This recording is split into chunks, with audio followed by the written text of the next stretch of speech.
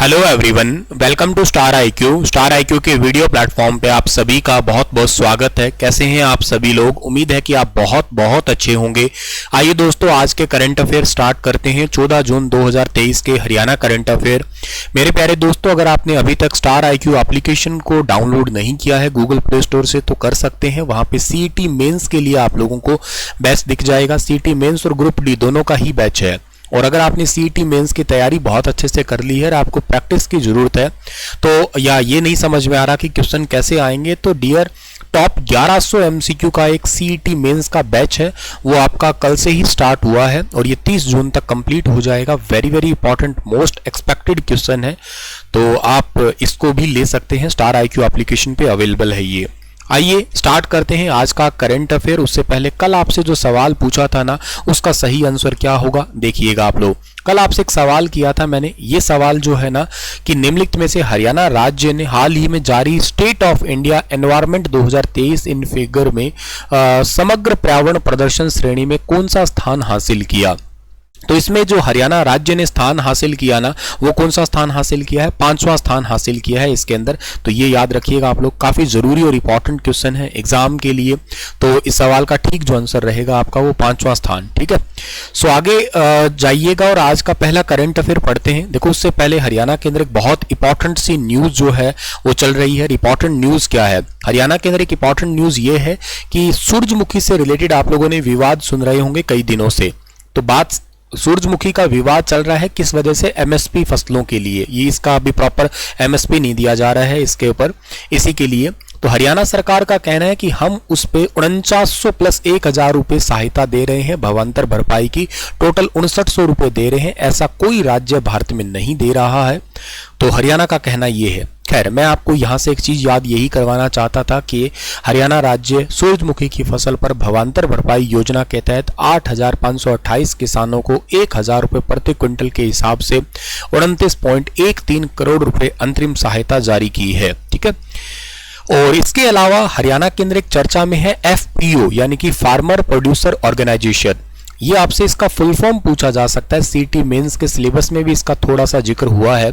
Small farmer के लिए, जो छोटे किसान है, स्मॉल फार्मर है, उनको एंटरप्रेन्योर और के अलावा मतलब एंटरप्रेन्योरशिप सिखाने के लिए, उनको गाइडेंस देने के लिए, रेगुलेटरी सपोर्ट देने के लिए, रिटेल स्टोर से रिलेटेड हो गया, एंड टू एंड सपोर्ट देने के लिए ये एफपीओ एक्चुअली हेल्प करता है। ये सब कुछ हैफेड के अंडर ही होते हैं आपके।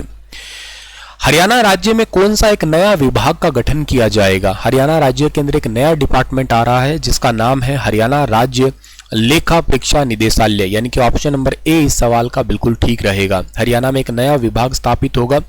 हरियाणा के मुख्यमंत्री जी की अध्यक्षता में ही एक हरियाणा कैबिनेट की बैठक हुई है। उसमें हरियाणा में जितना भी खर्चा, सार्वजनिक खर्चा जो भी हो रहा है, उसमें पारदर्शिता लाने के लिए और जवाबदेही सुनिश्चित करने के लिए वित्त विभाग के प्रशासनिक नियंत्रण में राज्य लेखा परीक्षा निदेशालय नाम से एक नया विभाग स्थापित किया जाएगा। जिसका मतलब यूं समझो, इंडिया के अंदर कैग डिपार्टमेंट है ना, वैसे कैग तो हरियाणा में भी है, लेकिन बात यह है कि सार्वजनिक खर्चा जो हो रहा है, ठीक है ना, जैसे पब्लिक ऑडिट, पब्लिक जितना भी आपका खर्चा जा रहा है और उसके अंदर भ्रष्टाचार ना हो पाए और उसके अंदर जवाबदेही प्रॉपर सुनिश्चित करने के लिए ये डिपार्टमेंट सेटअप किया जा रहा है। सो काफी ज्यादा इंपॉर्टेंट डिपार्टमेंट हो सकता है एग्जाम के लिए ये। राज्य लेखा परीक्षा निदेशालय सभी लेखा परीक्षा योग्य इकाई, सभी विभाग, बोर्ड, निगम, सहकारी समिति, यूनिवर्सिटी, प्लस में जो आपके लोकल बॉडीज है, ये बहुत इंपॉर्टेंट है क्योंकि कैग डिपार्टमेंट लोकल बॉडीज को थोड़ी ना देखता है।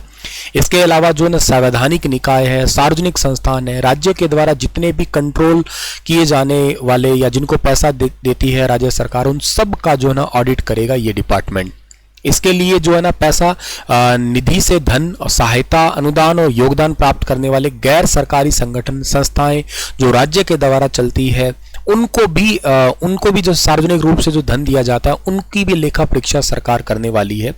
सरकार का ये डिपार्टमेंट करने वाला है, मतलब निधि से धन, सॉरी, जिसका मतलब जैसे एक कंसोलिडेटेड फंड होता है ना, कंसोलिडेटेड फंड जो हरियाणा का है मान लो, और या राज्य का जो सरकार का जो टैक्स वगैरह इकट्ठा होता है, उस पैसे से कोई भी डिपार्टमेंट चल रहा है, चाहे वो सरकारी चल रहा है, चाहे वो प्राइवेट चल रहा है, और चाहे वो पब्लिक डिपार्टमेंट चल रहा है, चाहे वो ऐसा सरकारी और प्राइवेट मिक्स है, उन सब का भी ऑडिट करने के लिए एक डिपार्टमेंट बनेगा। और इसके अलावा जितने भी डिपार्टमेंट है उनके अंदर कोई गलतियां होती है या उनकी कोई वीकनेस है, उनको पहचानने के लिए, उनको रेट करने के लिए भी एक डिपार्टमेंट बनाया जा रहा है, ये ऑडिट करने के लिए। तो काफ़ी ज़रूरी डिपार्टमेंट हरियाणा के अंदर बनने जा रहा है, इसको आप लोग ज़रूर याद रखिएगा। एग्जाम ओरिएंटेड क्वेश्चन जो है ना आपका ये हो सकता है एग्जाम में, मतलब यहाँ से सीधा सीधा सवाल जो है ना आप लोगों से पूछा जा सकता है, इसको आप लोग किसी हालत में जो है ना भूल मत जाइएगा, ठीक बात है। अच्छा, इसके अलावा ना आप लोगों को एक बात और याद रखनी है, ठीक है, कि जो कैग डिपार्टमेंट है, जैसे मैंने कैग की बात की थी, हमारे भारत के अंदर कैग अधिकारी कौन है, तो हमारे भारत के अंदर कैग अधिकारी आप लोगों को शायद पता होगा गिरीश चंद्र मुर्मू है, जिनको आप लोग जाना करते हो गिरीश चंद्र मुर्मू। अच्छा, गिरीश चंद्र मुर्मू जो है ना ये कहाँ से जीते हुए हैं पता है आप लोगों को?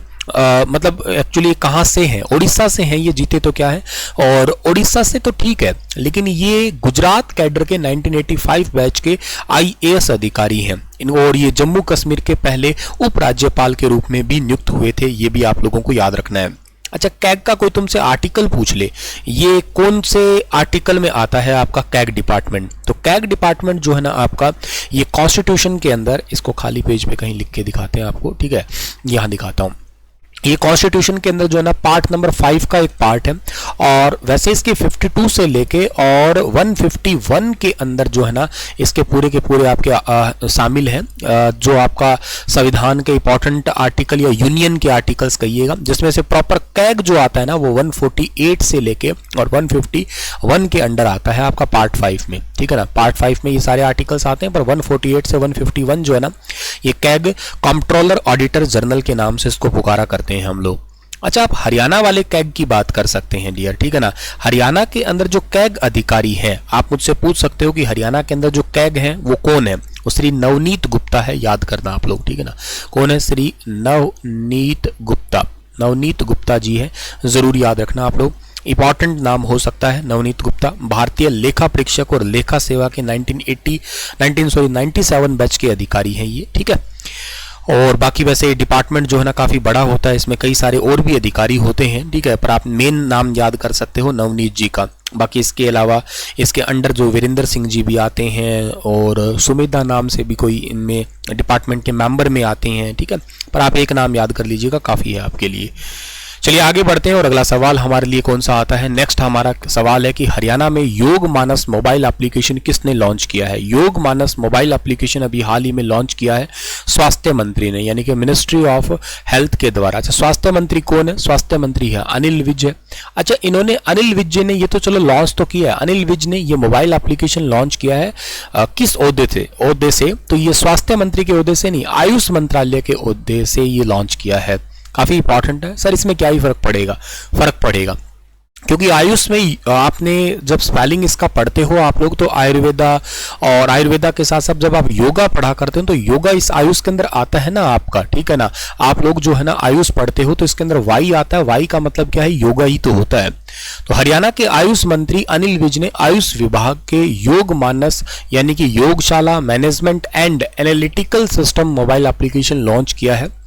इसका मतलब सीधा सा ये है कि योगशाला जितनी भी हरियाणा में चल रही है उनका प्रॉपर तरीके से एनालाइज करने के लिए, उन पे निगरानी रखने के लिए, योग की जो गतिविधि चल रही है या सहायकों के द्वारा योगा करवाया जा रहा है, उन सभी पे निगरानी रखी जा सकेगी इस मोबाइल एप्लीकेशन के माध्यम से।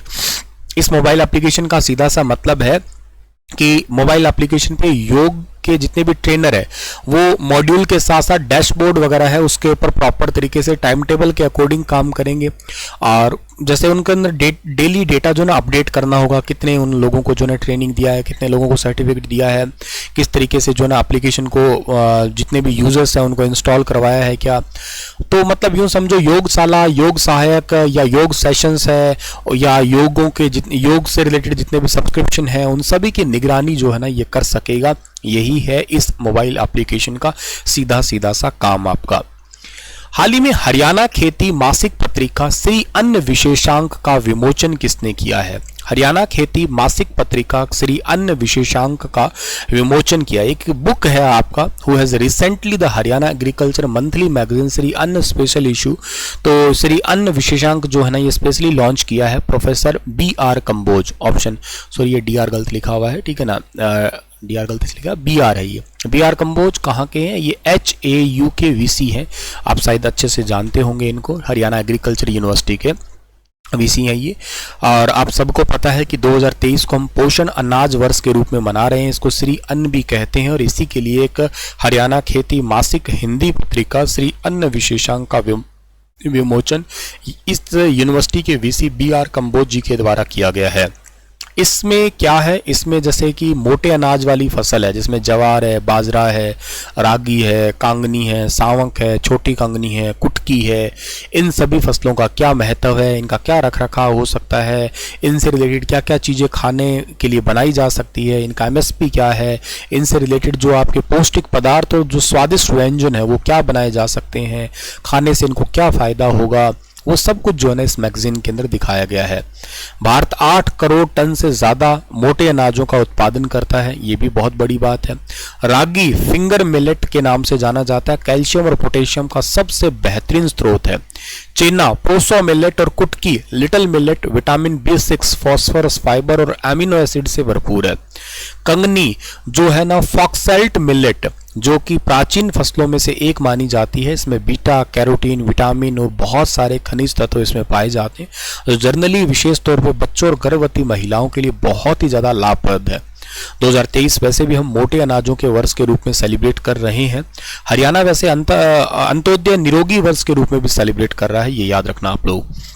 अच्छा, मुझे मैगजीन से ना 2-3 सवाल याद आ रहे हैं। हरियाणा में मैगजीन जनरली ये साहित्य अकादमी वगैरह पब्लिश किया करती है, शायद आपको अच्छे से पता होगा। और हरियाणा के अंदर ना ये साहित्य अकादमी के द्वारा कुछ अवार्ड्स हैं जिनकी कुछ रिसेंटली प्राइज मनी बढ़ाई गई। जैसे अगर आपसे पूछा जाए, हरियाणा के अंदर एक सम्मान दिया जाता है, इसका नाम है फ़क्र हरियाणा सम्मान। फ़क्र हरियाणा सम्मान उर्दू अकादमी देती है। इसके लिए कितना पैसा दिया जाता है, 5 लाख रुपए दिया जाता है। ये उर्दू अकादमी का वैसे सबसे टॉप अवार्ड है ये। अगर आपने मेरे रेगुलर करंट अफेयर पढ़ते हो तो याद हो आपको 2019 के लिए किसको मिला था, 2019 के लिए मिला था, ये एक कुरुक्षेत्र के व्यक्ति हैं, प्रोफेसर हिम्मत सिंह सिन्हा, और एक पानीपत के थे डॉक्टर कुमार पानीपति। बहुत ही सिंपल से सवाल है जो याद कर सकते हो आप लोग। उर्दू अकादमी द्वारा एक सम्मान और भी दिया जाता है जिसका नाम है हाली सम्मान, अगर याद हो तो आपको। हाली सम्मान के लिए 3 लाख रुपए मिलते हैं। हाली सम्मान पिछली बार जो मिला था ना 2019 के लिए डॉक्टर कमरुद्दीन को मिला था, और 20 के लिए मिला था कृष्ण कुमार जी को। और इसके बाद में और अगर आप लोगों से कुछ पूछ लिया जाए तो कौन सा इंपॉर्टेंट हो सकता है, और आपका इंपॉर्टेंट हो सकता है जो पैसे बढ़ाए गए उर्दू के लिए ही याद आ रहा है मुझे, क्या है, उर्दू गजल सराई सम्मान। उर्दू गजल सराई सम्मान, उर्दू गजल सराई सम्मान, इसके लिए पैसे कितने मिलते हैं, इसके लिए पैसे 1 लाख रुपए मिलते हैं, ध्यान रखना आप लोग, ठीक है ना। 1 लाख रुपए दिए जाते हैं इसके लिए। देखो सबसे टॉप अवार्ड तो फ़क्र हरियाणा ही है, उसके बाद में हाली अवार्ड है आपका, ठीक है ना। और अब जो है ना ये एक उर्दू गजल सराई अवार्ड भी है जिसके लिए 1 लाख रुपए दिए जाते हैं, ये भी आप लोग जरूर याद रख लेना, ठीक है। चलिए सर, अच्छा, और अगर आप लोग सम्मान की बात कर रहे हैं तो एक हरियाणा में आजीवन साहित्य साधना सम्मान भी दिया जाता है, आजीवन साहित्य साधना सम्मान। इसके लिए 7 लाख रुपए मिलते हैं, ध्यान रखना आप लोग, ठीक है ना। 7 लाख रुपए मिलते हैं। ये रोहित यादव और वरिष्ठ साहित्यकार जो कि अटेली के हैं महेंद्रगढ़ से, उनको इसके लिए सिलेक्ट किया गया था रिसेंटली, तो वो भी आप याद रखना। अच्छा, इसके अलावा आपसे जो पूछा जा सकता है, पंडित लक्ष्मीचंद सम्मान पूछा जा सकता है। पंडित लक्ष्मीचंद सम्मान जो है ना उसके लिए 2.5 लाख रुपए मिलते हैं, ध्यान रखना आप लोग। और ये VM बेचैन को मिला है, ठीक है ना। VM बेचैन भिवानी के रहने वाले हैं, और ये भाषा और साहित्य के क्षेत्र में जो बढ़िया योगदान देता है ना उसी को ही दिया जाता है। मैं आप लोगों को छोटा सा वीडियो क्लिप बना के ये कई सारे इंपॉर्टेंट अवार्ड वाला सेक्शन है वो करवा दूंगा, ठीक है। चलिए आगे बढ़ते हैं। अगला सवाल क्या है हमारा, हरियाणा में कम्युनिटी पुलिसिंग और आउटरीच कार्यक्रम हरियाणा उदय का शुभारंभ हरियाणा के मुख्यमंत्री ने किस जिले से किया है। तो इसका शुभारंभ अभी हाल ही में गुरुग्राम जिले से किया है, यानी कि ऑप्शन नंबर बी इस सवाल का बिल्कुल ठीक रहेगा। हरियाणा के मुख्यमंत्री मनोहर लाल ने जन कल्याण की दिशा में एक और अभिनव पहल करके हरियाणा राज्य के गुरुग्राम से कम्युनिटी जो आपका उदय है इसका शुभारंभ किया है। इस बात को आप लोगों को जो है ना याद रखना है, कम्युनिटी उदय का शुभारंभ किया 1 जून 2023 से पूरे हरियाणा राज्य के अंदर जो है ना ये एक्टिवेट हो चुका है। इस बात को भी आप लोगों को जो है ना जरूर याद रखना है डियर। अच्छा चलो, ये तो बात आप लोगों के लिए ठीक है, समझने वाली है, इंपॉर्टेंट हो ही गई है। लेकिन इसके अलावा हमारे पास में क्या है कि कम्युनिटी पुलिसिंग और आउटरीच कार्यक्रम हरियाणा के अंदर जो है ना ये बेसिकली क्या है, सामुदायिक संबंध को मजबूत करने के लिए जिला प्रशासन के कानून जो है ना, या उनकी एजेंसी है, कानून को जनता के बीच में, या यूं समझो कि जिला प्रशासन और के साथ में जनता, इन दोनों के बीच में बढ़िया कोऑर्डिनेशन बनाने के लिए स्टार्ट किया गया है। ये इसका सीधा सा उद्देश्य क्या है, इसमें देखो बेसिक काम क्या होने वाला है। इसमें काम ये होगा कि गांव के अंदर जन संवाद, क्षेत्र जन संवाद, जन भागीदारी, तालाब की साफ सफाई, स्कूल या मोहल्लों के अंदर जो स्पोर्ट्स लीग है, संगीत है, कला है, कविता है, पौधारोपण अभियान है, इन सभी अभियान को एचसीएस अधिकारियों के द्वारा सप्ताह में एक बार गाँव में जो है ना रात्रि प्रवास कार्यक्रम, वहाँ पे मतलब रात को या तो रुकेंगे जाके या छोटा सा कार्यक्रम करेंगे, युवा संसद, गाँव की संसद, स्वच्छ भारत अभियान, सफाई, विद्यार्थी के स्वास्थ्य सुधार, सरकारी स्कूलों को गोद लेना, ये सभी कुछ इस कार्यक्रम के तहत किया जाएगा आपका। तो यही है इस कार्यक्रम का सीधा सा उद्देश्य। तो पुलिस आयुक्त, पुलिस विभाग अधीक्षक सारे के सारे जो है ना 1 जून 2023 से कम्युनिटी पुलिसिंग कार्यक्रम अपने संबंधित जिलों के अंदर बेसिकली लॉन्च कर देंगे। इसका एक काम और भी है। इसका मतलब क्या है कि गांव के अंदर खेल प्रतियोगिता करवाना, नस्ली दवा या नशे का दुरुपयोग के लिए जागरूकता करना, बूढ़ों की देखभाल करना, पुलिस की पाठशाला, पुलिस और जनता के बीच में थोड़ा एक कम्युनिकेशन जो गैप है उसको खत्म करना, यही एक सीधा सा काम, ताकि लोग पुलिस से जुड़े, उनके साथ में उनकी मिलके मदद करे, मतलब डरे नहीं। एक जो मन में हवा बना रखा है, गलत जो थिंकिंग बना रखी है, उससे थोड़ा हट के मिलजुल के काम करे। वो हमारी सहायता के लिए, ना कि हमें डराने के लिए एक्चुअली पुलिस। खैर, आप गुरुग्राम की बात कर सकते हैं, बहुत इंपॉर्टेंट सा जिला है गुरुग्राम जो है ना। इसकी स्थापना कब हुई थी अगर आपको याद हो तो? गुरुग्राम की स्थापना हुई थी 1 नवंबर 1966 को ही हुई थी। अच्छा, गुरुग्राम का एरिया कितना है? 1258 वर्ग किलोमीटर गुरुग्राम का एरिया है। 10 लाख से ज़्यादा जो है ना इस जिले की जनसंख्या है, ये याद करना आप लोग, ठीक है ना। अच्छा, गुरुग्राम के अंदर जो विधानसभा क्षेत्र है ना वो कौन कौन से हैं? गुरुग्राम के अंदर विधानसभा क्षेत्र, एक तो खुद ही गुरुग्राम ही आता है आपका। गुरुग्राम से जीते कौन है? सुधीर सिंगला जी जीते हुए हैं। दूसरा जो आपका यहाँ का विधानसभा क्षेत्र है वो कौन सा है? बादशाहपुर है। बादशाहपुर से कौन जीते हुए हैं? राकेश दौलताबाद जीते हुए हैं। तीसरा जो आपका विधानसभा क्षेत्र है वो है यहाँ का सोहना, और सोहना से कौन जीते हुए हैं? संजय सिंह जीते हुए हैं। इसके अलावा चौथा जो है ना वो है पटौदी, और पटौदी यहाँ का एक रिजर्व सीट है, ध्यान रखना। यहाँ से जीते हुए हैं सत्यप्रकाश जी जीते हुए हैं यहाँ पे। अच्छा, गुरुग्राम तो लोकसभा सीट भी है। राव इंद्रजीत सिंह अभी वर्तमान में केंद्रीय मंत्री है, स्टैटिक्स डिपार्टमेंट को संभालते हैं वो, ठीक है, तो वो भी आप याद करना। अच्छा, इसके अलावा आप लोगों से गुरुग्राम के अंदर ये याद रखना है कि आपको याद हो तो हरियाणा में 29 जुलाई 2020 को 5 राफेल आए थे। उन 5 राफेल में से एक राफेल जो है उड़ा के लेके आए थे रोहित कटारिया, जो गुरुग्राम के बसई के रहने वाले हैं। ये अंबाला के एयरबेस स्टेशन के अंदर आए थे 5 राफेल, ये याद रखना। हाल ही में गुरुग्राम से एक नई मेट्रो लिंक का भी कनेक्शन हुआ है, वो भी आपको शायद याद होगा, 28.5 किलोमीटर। हरियाणा राज्य की पहली रामसर साइट भी गुरुग्राम के अंदर ही आई थी। सुल्तानपुर पक्षी विहार आपको याद होगा, दूसरी भिंडावास झज्जर के अंदर है। हरियाणा का 23वां नगर परिषद भी पटौदी मंडी गुरुग्राम का ही बना है। हरियाणा का 11वां नगर निगम भी आपको याद रखना हो, मानेसर गुरुग्राम जिले का ही बना है, वो भी याद रखना है आपको। इसके अलावा गुरुग्राम के अंदर ना अरावली जैव विविधता पार्क, ये दुनिया का सबसे बड़ा सफारी पार्क बनेगा गुरुग्राम और नूह के अंदर 10,000 एकड़ में। 6,000 एकड़ गुरुग्राम, 4,000 एकड़ किसका है आपका? ये नूह का रहेगा, याद रखना आप लोग। अच्छा, 2022-23 के लिए लोक लेखा समिति का अध्यक्ष किसे बनाया? ये भी बनाया गया वरुण चौधरी, जो गुरुग्राम से ही संबंधित। अच्छा, इसके अलावा जो 7 दुनिया की सबसे ऊंची चोटी को फतेह करने वाले पिता पुत्र की जोड़ी भी गुरुग्राम से ही है, याद रखना आप लोग। ये बजाज फैमिली है, अजीत बजाज और दिया बजाज है, ठीक है ना। अजीत बजाज और दिया बजाज जो है ना, ये दोनों बाप बेटी दुनिया की 7 सबसे ऊंची चोटियों को फतेह किया इन्होंने, बाप बेटी ने मिलके। बढ़िया काम किया भाई। इसके अलावा शीतला माता मंदिर तो आप सबको पता ही है, गुरुग्राम जिले के अंदर है ही है। अच्छा, गुरुग्राम में एक राहगीर डे मनाते हैं, वो कब मनाते हैं? 22 दिसंबर को सेलिब्रेट करते हैं, वो भी आप लोग याद कर सकते हो। इसके अलावा ताऊ देवीलाल स्टेडियम भी आपसे पूछ लिया जाए कहाँ पे है, ताऊ देवीलाल स्टेडियम भी गुरुग्राम जिले के अंदर ही पड़ता है। इसके अलावा गुरुग्राम से और क्या चीज याद आ रही है आपको? गुरुग्राम के मानेसर के अंदर एक आपको चीज याद आ रही होगी, NSG, नेशनल सिक्योरिटी गार्ड बनेगा ना। हाँ, नेशनल सिक्योरिटी गार्ड जो है ना, कमांडो ट्रेनिंग सेंटर है।